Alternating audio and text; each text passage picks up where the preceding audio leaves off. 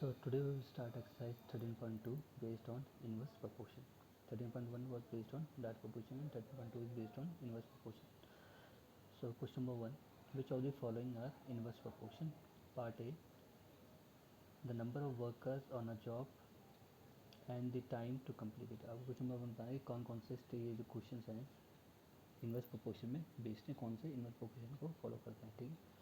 तो क्या बोल रहे पार्ट ए में the number of workers on a job and the time to complete, क्या बोलते हैं the number of workers on a job and time to complete. ये क्या है, एग्जांपल है किसका, इन्वर्स प्रोपोर्शनल। कैसे, जैसे अगर नंबर ऑफ वर्कर कम हैं तो किसी काम को करने में ज़्यादा दिन लगेंगे, ठीक है, और अगर नंबर ऑफ वर्कर ज़्यादा हैं तो उसी काम को करने में कम दिन लगेंगे।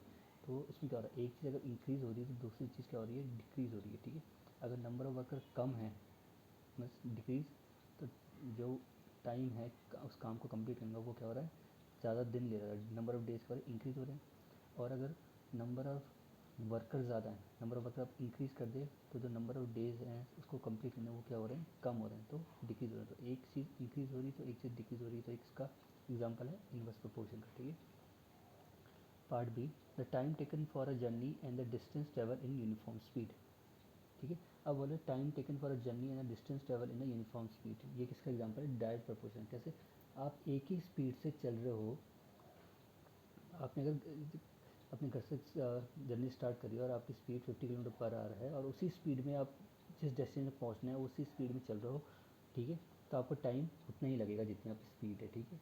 जब आप स्पीड अपनी इंक्रीज़ कर नहीं रहे हो तो टाइम उतना ही, अगर किसी डिस्टेंस मतलब आप यहाँ से चकोता जाना है आपको देहरादून से, कितना किलोमीटर, 90 किलोमीटर, आप 50 किलोमीटर पर आवर की स्पीड चल रहे हो तो आपको 3 आवर लगेंगे। तो आपको उस स्पीड से चलोगे तो आपको 3 आवर लगेंगे। जब तक आप स्पीड, अगर आपने स्पीड अपनी इंक्रीज़ कर दी तब आपको टाइम क्या हो जाएगा, उस डिस्टेंस को कवर करने में कम हो जाएगा जब आप स्पीड बढ़ाओगे। लेकिन उन्होंने कहा बोला कि स्पीड यहाँ पे क्या है, कांस्टेंट है। जो स्पीड आपने जर्नी स्टार्ट करते हुए करी वही आपकी स्पीड आपके डेस्टिनेशन पहुँचने तक वही स्पीड थी, ठीक है, तो आपको टाइम उतना ही लगेगा। तो एक इसका है डायरेक्ट प्रोपोर्शन का। हाँ, अगर बाई चांस आप अपनी स्पीड बढ़ाते हो रेगुलर इंटरवल में तो आपको क्या होगा, वो डिस्टेंस कवर करने में टाइम कम लगेगा। जहाँ आपको 3 आवर लगे थे हो सकता है आपका क्या हो टाइम 2.5 आवर लगे, तो क्या हुआ, जैसे आपने स्पीड बढ़ाई तो आपका टाइम कम हो गया। लेकिन इस केस में क्या था, आपकी स्पीड क्या कांस्टेंट है, तो आपको तो टाइम आपका वो जितना टाइम उस डिस्टेंस कवर करने का लगता होगा उतना ही लगेगा। तो ये क्या है, डायरेक्ट प्रोपोर्शनल क्वेश्चन है, ठीक है। Area of cultivated land and the crop harvested, क्या बोल रहे हैं, area of cultivated land and crop harvested, ये भी क्या है, डायरेक्ट प्रोपोर्शन। कैसे, जितना बड़ा आपका फील्ड होगा उतनी ज़्यादा आपकी क्या होगी, कल्टीवेशन होगा, उतनी ज़्यादा आपकी क्रॉप होगी, क्रॉप क्या होगी, उगेगी, ठीक है, उतना आपको ज़्यादा क्या मिलेगा, उतना ज़्यादा आप हार्वेस्ट कर सकते हो, ठीक है। जितना आपका फील्ड का एरिया कम है उतनी आपकी कल्टीवेशन कम होगी, जितना ज़्यादा आपका एरिया, फील्ड का एरिया ज़्यादा है उतनी ज़्यादा आपकी कल्टीवेशन ज़्यादा होगी, ठीक है। मीन्स आपका जितना बड़ा खेत है उतनी आपकी ज़्यादा फसल होगी, अगर आपका खेत है वो छोटा है तो उतनी आपकी फसल कम होगी। तो क्या, अगर खेत का साइज़ बढ़ रहा है तो आपकी जो फसल है वो भी ज़्यादा हो रही है, ठीक है, उतना आप ज़्यादा और कल्टीवेट कर सकते हो, ठीक है। और अगर आप फील्ड का खेत का साइज़ क्या स्मॉल है तो आप क्या आपका कम कल्टीवेट करोगे, ठीक है। तो एक चीज़ अगर इंक्रीज़ हो रहा है तो आपका दूसरा चीज़ भी इंक्रीज़ हो रहा है, अगर एक चीज़ डिक्रीज़ हो रहा है तो दूसरी चीज़ भी डिक्रीज़। तो एग्जाम्पल किसका है, डायरेक्ट का, ठीक है। Part D, time taken for a fix journey and the speed of vehicle, ठीक है। आपको बोले time taken for a fix journey, एक फिक्स जर्नी में जाना है आपको, टाइम टेकन कितना टाइम लगेगा and the speed of the vehicle, ठीक है। अब अगर तो ये क्या इन्वर्स का, कितना टाइम लगेगा, देखो जर्नी में जाना है, फिक्स जर्नी आपको यहाँ से समझ लो चक्कर जाना है अब कि, लेकिन आप क्या करो, अपनी स्पीड चेंज करो, वेरी करो, ठीक है। कभी आप 50 किलोमीटर, कभी 80, कभी 70, ठीक है। तो क्या है, जैसे आप जिसकी स्पीड बढ़ती रहेगी तो आपका जो उस डिस्टेंस, उस डेस्टिनेशन पहुँच, उस जगह में पहुँचने का जो वो आपका टाइम है वो कम होता रहेगा। अगर आपने स्पीड कम कर दी तो आपको टाइम ज़्यादा लगेगा पहुँचने में, आपने स्पीड बढ़ा दी तो आपको उसी जगह पहुँचने में टाइम कम लगेगा, ठीक है। तो किसका है, इन्वर्स। क्योंकि एक चीज़ आप इंक्रीज़ करो तो दूसरी चीज़ क्या हो रही है, डिक्रीज। अगर आप स्पीड इंक्रीज़ करो तो आपको कम टाइम लग रहा है तो आपका टाइम रिड्यूस हो रहा है, ठीक है, तो टाइम क्या हो रहा है, डिक्रीज़ हो रहा है। और अगर आपने स्पीड कम कर दी तो आपका टाइम इंक्रीज़ हो रहा है, ठीक है, ये इन्वर्स का है। The population of a country and the area of land per person, the population of a country and the area of a land per person, ठीक है, ये भी किसका, इन्वर्स का। जैसे पॉपुलेशन, अगर आप किसी एरिया की पॉपुलेशन बढ़ेगी तो वहाँ पे क्या हो जाएगी, जो लैंड की वो स्कैसिटी है वो क्या हो जाएगी, कम, आपको लैंड की क्या है, जो अवेलेबिलिटी है वो कम हो जाएगी। अभी समझ लो एक रूम पे एक ही इंसान रहता है तो उसके लिए स्पेस बहुत है। अब उसी रूम पे 2 लोग रहेंगे तो उसके लिए स्पेस कम हो जाएगी। अब 3 लोग आ जाएंगे तो स्पेस और कम हो जाएगी। ऐसे जैसे नंबर ऑफ़ पर्सन इंक्रीज़ होते रहेंगे तो उसके लिए स्पेस क्या होती रहेगी, इस रूम में कम होती रहेगी। तो जैसे नंबर ऑफ़ पर्सन इंक्रीज़ हो रहा है तो उसके लिए क्या हो रही है, स्पेस कम हो रही है, ठीक है। तो ये क्या है, ऐसी अगर जैसे जैसे पॉपुलेशन बढ़ेगी तो आपके लिए क्या है, जो लैंड है पर पर्सन वो क्या होगी, डिक्रीज होती रहेगी, ठीक है। तो जैसे कहते हैं कि पॉपुलेशन बढ़ती है तो जो लैंड होती है पर पर्सन वो क्या होती है, डिक्रीज होती रहती है, ठीक है। तो ये किसका है, इनवर्स प्रोपोर्शन का, ठीक है। Now question number 2.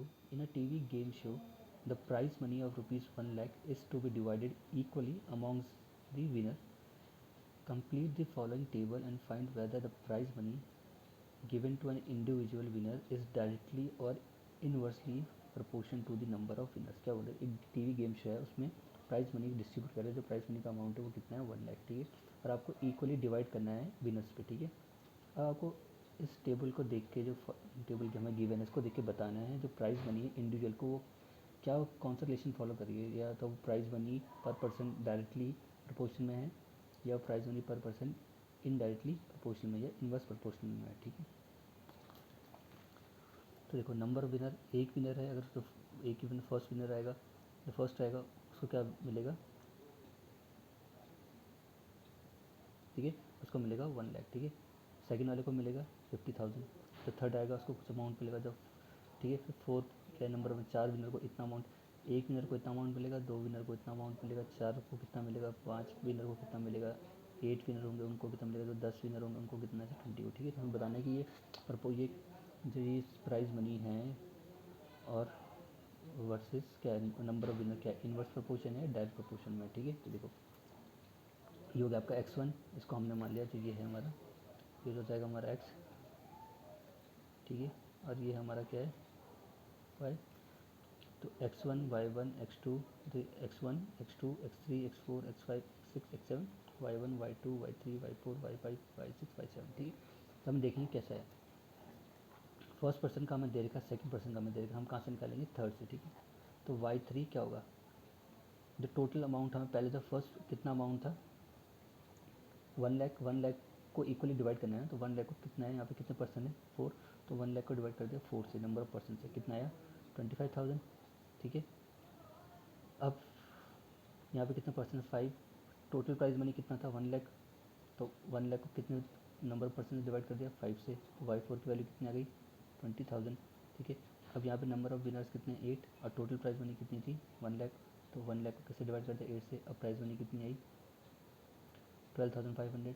अब नंबर ऑफ विनर्स कितने, 10, और टोटल प्राइज मनी कितनी थी, 1 लाख। तो 10 लाख को 10 से डिवाइड कर दिया, 1 लाख को 10 से डिवाइड कर दिया, कितना आ गया, 10,000। अब नंबर ऑफ विनर्स कितने यहाँ पे 20, और प्राइज मनी कितनी थी, 1 लाख। तो 1 लाख को कैसे डिवाइड करें, 20 से, कितना आ गया, 5,000, ठीक है। अब हमें बताना है इन्वर्स है डायरेक्ट क्या है, या डायरेक्ट प्रोपोर्शन। देखो जब एक विनर था तो प्राइज मनी ज़्यादा थी, जब 2 विनर हुए तो प्राइज मनी कम हो गई, ठीक है। जब और विनर जो नंबर विनर और इंक्रीज हो गए तो प्राइज मनी y4 में और कम हो गई। फिर यहाँ पे प्राइज के जो नंबर विनर और इंक्रीज हो गए तो प्राइज मनी और कम हो गई। फिर नंबर ऑफ विनर्स और इंक्रीज हो गए तो प्राइज मनी और रिड्यूस हो गई। फिर नंबर ऑफ और बढ़ गए तो प्राइज मनी और कम हो गई, ठीक है, ठीक है। तो किस में, इन्वर्स प्रपोर्शन में। कैसे, जब कुल एक ही पर्सन था तो प्राइज मनी ज़्यादा थी, जब नंबर ऑफ विनर्स बढ़ गए तो प्राइज मनी क्या हो गई, कम हो गई। यहाँ एक 1 लाख था, यहाँ 50,000। फिर जब नंबर ऑफ पर्सन और बढ़ गए, अब 4 हो गए, तो 4 में प्राइज मनी कितनी होगी, 20,000।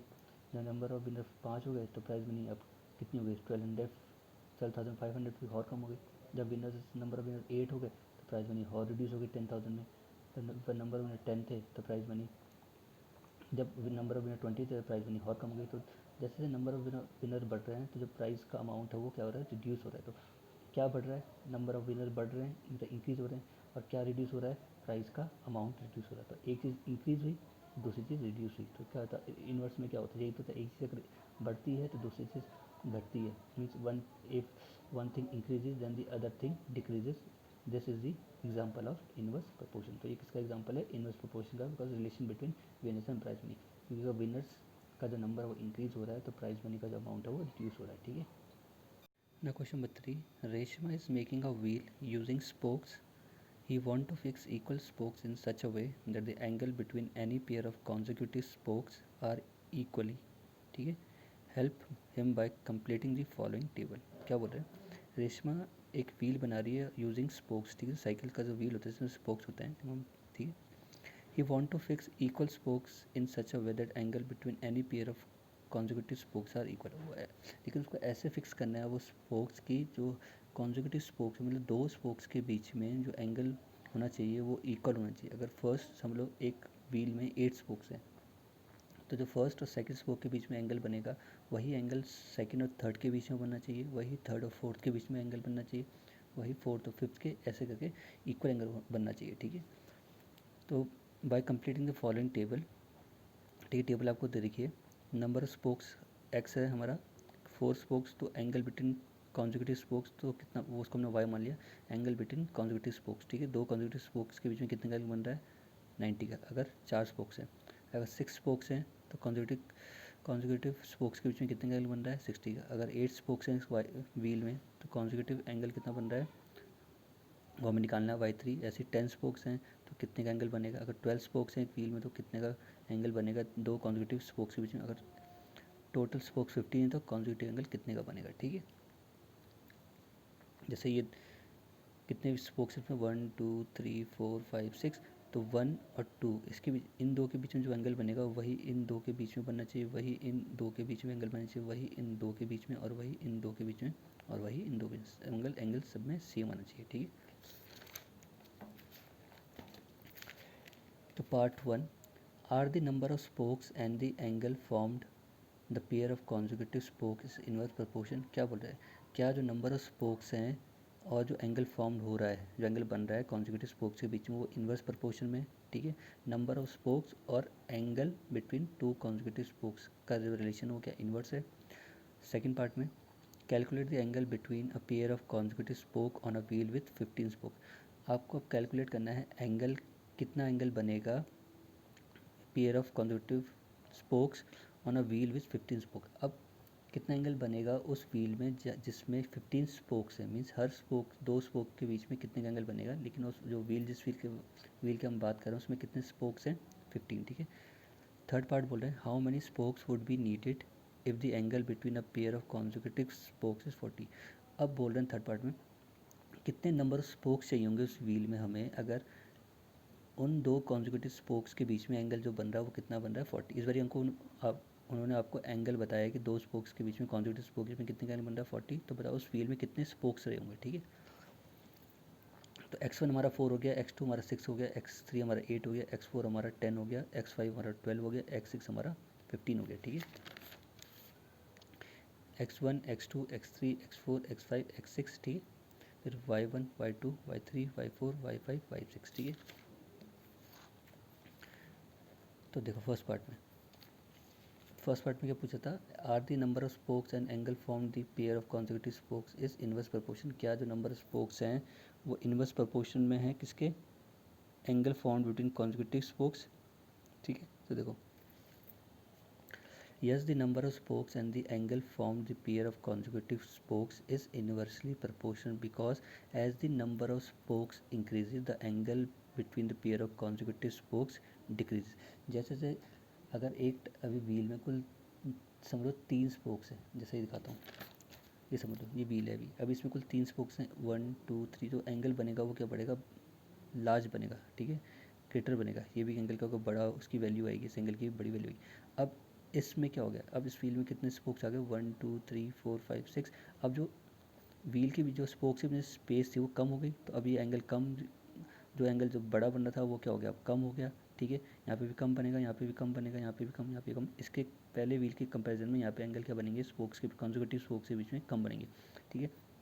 अब यहाँ पे क्या हो गया, नंबर ऑफ स्पोक्स बढ़ गए, यहाँ पे 6 थे, यहाँ पे कितने हो गए 8 1 2 3 4 5 6 7 8, ठीक है, 8 स्पोक हो गए। अब जो यहाँ पे जो एंगल बन रहे थे अब जो यहाँ पे बनेंगे इसके कंपैरिजन में यहाँ पे हॉर्स क्या हो जाएंगे, रिड्यूस हो जाएंगे। समझ यहाँ पे 30 बना था, यहाँ पे आप 15 क्योंकि नंबर ऑफ स्पोक्स बढ़ गए, तो और नंबर स्पोक्स बढ़ गए तो अब जो स्पेस थी दो कॉन्जिक्यूटिव स्पोक्स के बीच वो और रिड्यूस हो गई। यहाँ पे स्पेस ज़्यादा थी, यहाँ पे सबसे ज़्यादा स्पेस थी, ठीक है, यहाँ फिर कम हो गई, और यहाँ पे जैसे नंबर ऑफ स्पोक्स और बढ़े तो यहाँ पे स्पेस और कम हो गई। तो जैसे नंबर ऑफ स्पोक्स बन रहे इंक्रीज़ कर रहे हैं हम नंबर ऑफ स्पोक्स उस व्हील के, तो जो एंगल है दो कॉन्जिक्यूटिव स्पोक्स के बीच में वो क्या हो रहा है, रिड्यूस। ठीक है, अगर कुल दो ही स्पोक्स होंगे तो एंगल ज़्यादा बढ़, तो एंगल का साइज़ वो ग्रेटर होगा। जैसे ही नंबर ऑफ स्पोक्स इंक्रीज़ करेंगे तो वो साइज़ का रिड्यूस होएगा, और इंक्रीज़ करेंगे स्पोक्स तो वो साइज़ और रिड्यूस हो जाएगा। ठीक है, तो जो नंबर स्पोक्स हैं वो क्या है, इनवर्स प्रोपोर्शन है किसके, consecutive angle between two consecutive spokes. ठीक है, तो जैसे ही आप नंबर ऑफ स्पोक्स इंक्रीज़ करो तो क्या इंक्रीज़ कर रहे हैं, एक चीज़ इंक्रीज़ हो रही है नंबर ऑफ स्पोक्स, तो क्या रिड्यूस हो रहा है, angle between two consecutive spokes. दो कॉन्जिक्यूटिव स्पोक्स के बीच में जो एंगल है वो क्या हो रहा है, रिड्यूस हो रहा है। तो एक चीज़ इंक्रीज़ हो रही है तो दूसरी चीज़ रिड्यूस हो रही है, तो एक इसका एग्जाम्पल है इनवर्स का। ठीक है, सेकेंड में मैंने पूछा था calculate the angle between a pair of consecutive spokes on a wheel with 15 spokes. अब हमें एंगल निकालना है हर कॉन्जिक्यूटिव स्पोक्स के बीच में। ठीक है, जिस व्हील में कितने स्पोक्स हैं, 15। अब जिस व्हील की हम बात करें उसमें कितने स्पोक्स हैं, 15, तो हर कॉन्जिक्यूटिव स्पोक्स के बीच में कितना एंगल बनेगा वो कैलकुलेट करना है। ठीक है, तो इनवर्स का फॉर्मूला क्या होता है, इनवर्स प्रोपोर्शन का फॉर्मूला होता है x1/x2 y2/y1, और डायरेक्ट प्रोपोर्शन का फॉर्मूला होता है x1/y1 x2/y2। ठीक है, तो देखो x1/x2 इक्वल टू y2/y1। ठीक है, तो लेकिन देखो x1 तो हमें गिवन है, x1 की हमें वैल्यू गिवन है। ठीक है, x2 की भी हमें गिवन है। ठीक है, y1 की हमें गिवन है, y2 की हमें गिवन है। ठीक है, हमें क्या निकालना है, 15 स्पोक्स के लिए, चाहे आप x1 और x2 की हेल्प से निकाल लो, किसकी वैल्यू, 15 की ना, 15 स्पोक्स, 15 स्पोक्स में 15 स्पोक्स किसकी बात कर रहे हैं, y6 की। ठीक है, तो y6 की वैल्यू हमें चाहिए। ठीक है, ठीक है,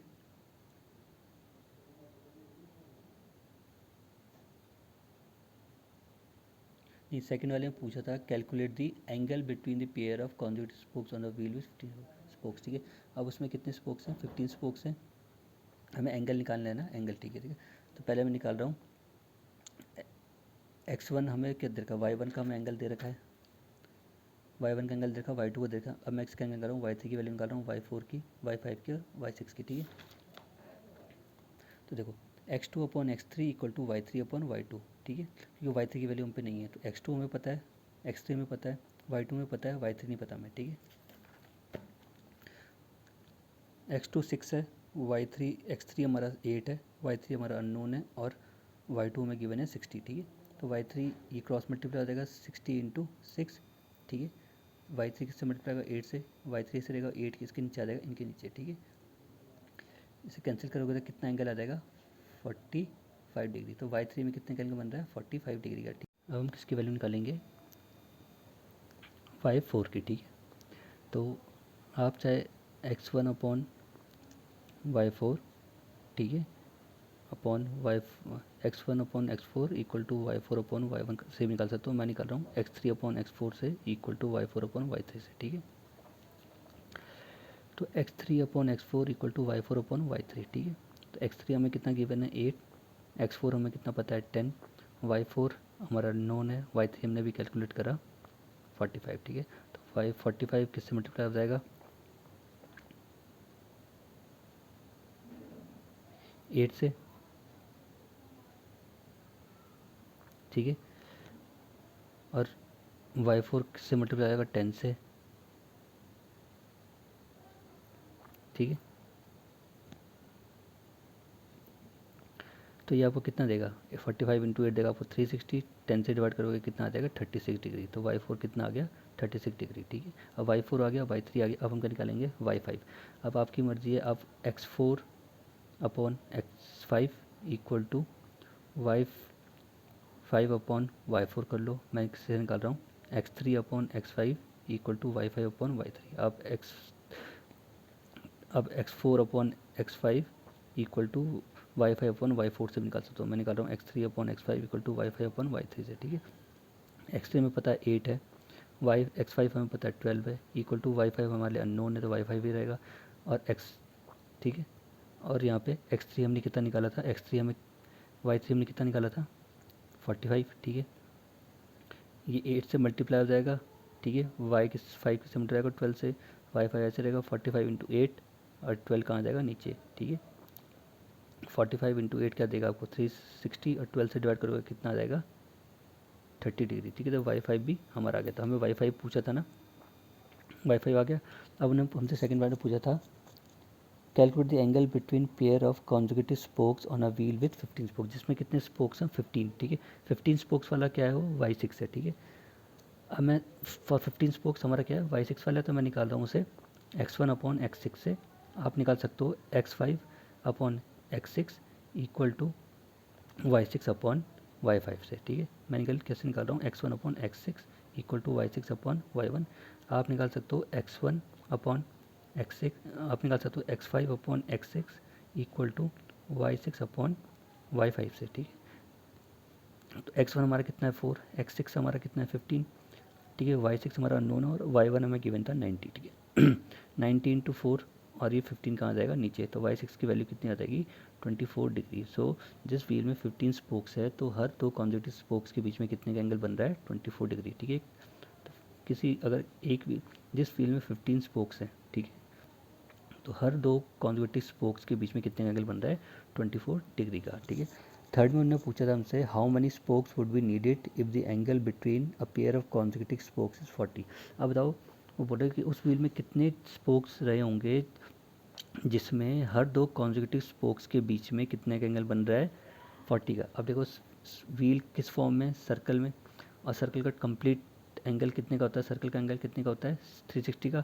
तो नंबर ऑफ स्पोक्स कैसे निकलेंगे, जो नंबर ऑफ स्पोक्स निकलेंगे वो total angle of wheel divided by given angle. हमें गिवन एंगल कितना दे रखा 40 और टोटल एंगल क्या होता है व्हील का 360, क्योंकि व्हील किस फॉर्म में, सर्कल की फॉर्म में, ठीक है। तो 360 को डिवाइड कर दो 40 से, कितना आ गया 9। तो उस व्हील में 9 स्पोक्स हैं, ठीक है, और उसमें हर दो स्पोक्स में कितने का एंगल बन रहा है 40 का, ठीक है। अगर को चेक करना है तो 40 इंटू 9 कर दो कितना आ जाएगा 360 वापस, ठीक है, कंप्लीट सर्कल बन जाएगा, ठीक है। तो वो व्हील उस व्हील में 9 स्पोक्स थे जिस दो स्पोक्स के बीच में कॉन्जुगेटिव स्पोक्स के बीच में कितने का एंगल बना था 40 डिग्री का, ठीक है। तो वो व्हील में कितने स्पोक्स थे 9। Now question number 4. If a box of sweets is divided among 24 children, they will get 5 sweets each. How many would each get if the numbers of children is reduced by 4? क्या बोले एक box है sweet का, but उसमें क्या है sweets को divide करना है 24 चिल्ड्रन में, ठीक है। They will get 5 sweet each, हर एक बच्चे को 5 स्वीट मिलेगी, ठीक है। तो how money would each get if the number of children reduce by 4। अगर अभी टोटल नंबर स्टूडेंट कितने हैं 24, तो हर एक स्टूडेंट को 5 स्वीट्स मिल रही है, ठीक है। अब हमने जो नंबर स्टूडेंट है रिड्यूस कर दिया, तो अब बताओ जो नंबर स्टूडेंट पर स्टूडेंट को कितनी स्वीट्स मिलेगी, ठीक है। तो नंबर ऑफ़ चिल्ड्रन हमारा x हो गया और नंबर स्वीट्स हमारे क्या हो गए y। तो जब 24 स्टूडेंट थे तब हर एक स्टूडेंट को 5 स्वीट्स मिल रही थी। अब नंबर ऑफ़ स्टूडेंट रिड्यूस हो गया, कितना 4 से रिड्यूस हो गया, तो अभी कितने 24। अब 4 से इसको 24 में से 4 रिड्यूस कर दो कितने हो जाएंगे नंबर स्टूडेंट 20। तो अब बताना है 20 स्टूडेंट को कितनी स्वीट्स मिलेगी पर स्टूडेंट, ठीक है। तो x1 इक्वल 24 है, x2 हमारा 20 है, y1 हमारा 5 है और y2 हमारा अननोन है, ठीक है। तो अब देखो जब नंबर ऑफ़ स्टूडेंट ज़्यादा थे तो एक स्टूडेंट को स्वीट्स क्या मिल रही थी कम। अब जब नंबर स्टूडेंट कम हो गए तो एक स्टूडेंट को जो नंबर ऑफ़ स्वीट्स होगी वो क्या मिलेगी ज़्यादा, क्योंकि जब नंबर ऑफ़ स्टूडेंट ज़्यादा थे तो स्वीट्स क्या हो रही थी एक बच्चे को कम मिल रही थी। अब नंबर स्टूडेंट कम हो गए तो अब एक बच्चे को जो नंबर ऑफ़ स्वीट्स है वो ज़्यादा मिलेगी, ठीक है। तो इन्वर्स हो गया, तो x1 upon x2 equal to y2 upon y1। x1 हमारा कितना है 24, x2 हमारा कितना है 20, y2 हमारा कितना है अननोन और y1 हमारा कितना 5। ये कितना देगा 24 इंटू 5 और ये 20 कहाँ जाएगा इसके नीचे, क्योंकि 5 किससे मल्टीप्लाई होगा 24 से और 20 किससे मल्टीप्लाई होगा y2 से, ठीक है। तो y2 के साथ जो 20 हो तो इन 24 और 25 के नीचे डिनोमिनेटर में आ जाएगा, ठीक है। 5 4 जा 20 यहाँ पे आएगा 4 और 4 6 जा 24। तो y2 कितना आ गया 6। मीन्स अब जैसे ही हमने 4 बच्चे यहाँ से कम करे तब जैसे हमने यहाँ से 4 बच्चे कम करे तो अब हर एक बच्चे को कितनी स्वीट्स मिल रही है 6। पहले कितनी मिल रही थी 5, अब हर एक बच्चे को एक स्वीट्स एक्स्ट्रा मिल रही है, ठीक है। तो जैसे ही नंबर ऑफ़ स्टूडेंट रिड्यूस हुए तो नंबर ऑफ़ स्वीट्स क्या हो गए इंक्रीज़। तो एक चीज़ रिड्यूस हुई तो एक चीज़ इंक्रीज़ हुई, तो ये क्या हो गया इनवर्स, ठीक है। ना question number 5, a farmer has enough food to feed 20 animals in his cattle for 6 days. How long would the food last if there were 10 more animal in his cattle, ठीक है। क्या बोले एक फार्मर के पास इतना खाना है कि वो 20 एनिमल्स को 6 दिन तक खाना दे सकता है। जो उसके एनिमल्स हैं उनको 6 दिन तक इतना फूड है कि वो 6 दिन तक वो उसके लिए क्या हो जाएगा सर्वाइव कर सकते हैं एनिमल 6 दिन तक उस फूड से, ठीक है। अब बोल रहा है अगर वो 10 मोर एनिमल्स और ऐड कर दे, अब द जो नंबर है एनिमल्स के वो इंक्रीज़ हो गए 10 से, अभी 20 थे, अब कितने हो गए 30। अब बताओ वो जो फूड है उसके बाद वो कितने दिन सर्वाइव करेगा, या कितने दिन उसको जो यूटिलाइज़ कर सकता है, कितने दिन के लिए वो उन एनिमल्स के लिए कितने दिन के लिए वो कितने दिन चलेगा वो फूड, ठीक है। ये इन्वर्स का, क्योंकि जब नंबर ऑफ़ एनिमल्स कम थे तो नंबर ऑफ़ डेज़ जो फूड का था वो ज़्यादा था। अब नंबर ऑफ़ एनिमल्स ज़्यादा हो गया तो जो नंबर ऑफ़ डेज़ है वो क्या हो जाएगा, कम, क्योंकि अब पहले वो फूड खाने वाले एनिमल्स कम थे तो ज़्यादा दिन चला, अब उसी फूड को खाने वाले जो एनिमल्स हैं वो ज़्यादा हो गए, तो अब वो फूड कितने दिन चलेगा, कम दिन चलेगा, ठीक है। तो इन्वर्स है।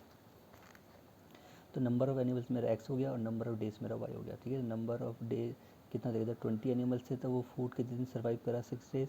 जब नंबर ऑफ़ एनिमल उन्होंने बोला इंक्रीज़ कर दे 10 से, अभी 20 थे अब इंक्रीज़ करे 10 से, मीन 20 में कितना ऐड करना है 10, तो अब नंबर एनिमल्स कितने हो गए 30। अब बताना है वो कितने दिन फूड सर्वाइव करेगा, तो x1 20 है, x2 30 है, y1 मेरा 6 है, y2 हमें निकालना है, ठीक है। इनवर्स प्रोपोर्शन, एक चीज़ इंक्रीज़ हो रही है तो दूसरी चीज़ रिड्यूस हो रही है, ठीक है। और ठीक है, क्योंकि जब नंबर ऑफ़ एनिमल्स कम थे तो नंबर ऑफ़ फूड ज़्यादा दिन चला, अब नंबर ऑफ़ एनिमल्स बढ़ गए तो नंबर ऑफ़ जो डेज़ है उस फूड का सर्वाइव करने का वो कम हो जाएगा, ठीक है। तो x1 upon x2 equal to y2 upon y1, x1 20 है, x2 हमारा 30 है, y2 हमारे लिए अननोन है, y1 हमारा कितना है 6। 20 इंटू 6 क्रॉस मल्टीप्लाई आ जाएगा, y2 किससे मल्टीप्लाई होगा 30 से, फिर y2 ऐसे रहेगा, 30 इसके नीचे आ जाएगा, ठीक है। 0 से 0 कैंसिल, 3 से 6 कैंसिल, 2 और 2 टू ज़ा 4, तो y इक्वल टू कितना आ गया 4। तो अब वो फूड कितने दिन सर्वाइव करेगा, 4 डेज़, ठीक है। तो अब जैसे एनिमल बढ़े, जैसे एनिमल के जो नंबर ऑफ़ एनिमल्स इंक्रीज़ करे, जो नंबर ऑफ़ फूड का वो सर्वाइव करने का जो था वो टाइम पीरियड वो क्या हो गया, रिड्यूस हो गया। जब नंबर ऑफ़ एनिमल्स कम थे तो जो नंबर ऑफ़ फूड का सर्वाइव करने का था वो नंबर ऑफ़ डेज़ के थे, ज़्यादा थे, ठीक है। तो एक चीज़ इंक्रीज़ हुई तो एक चीज़ क्या हो गई, रिड्यूस हो गई। जैसे ही नंबर ऑफ़ यहाँ पे एनिमल ऑफ नंबर जो नंबर ऑफ़ एनिमल्स थे क्या कहते हैं कम थे, तो नंबर ऑफ़ जो फूड का वो था टाइमिंग सर्वाइव करने का वो ज़्यादा था। अब जैसे ही नंबर ऑफ़ एनिमल इंक्रीज़ कर दिए, अब जो नंबर ऑफ़ फूड का वो सर्वाइव करने का टाइम है वो क्या हो गया, रिड्यूस, अब वो 4 दिन में ही ख़त्म हो जाएगा, ठीक है।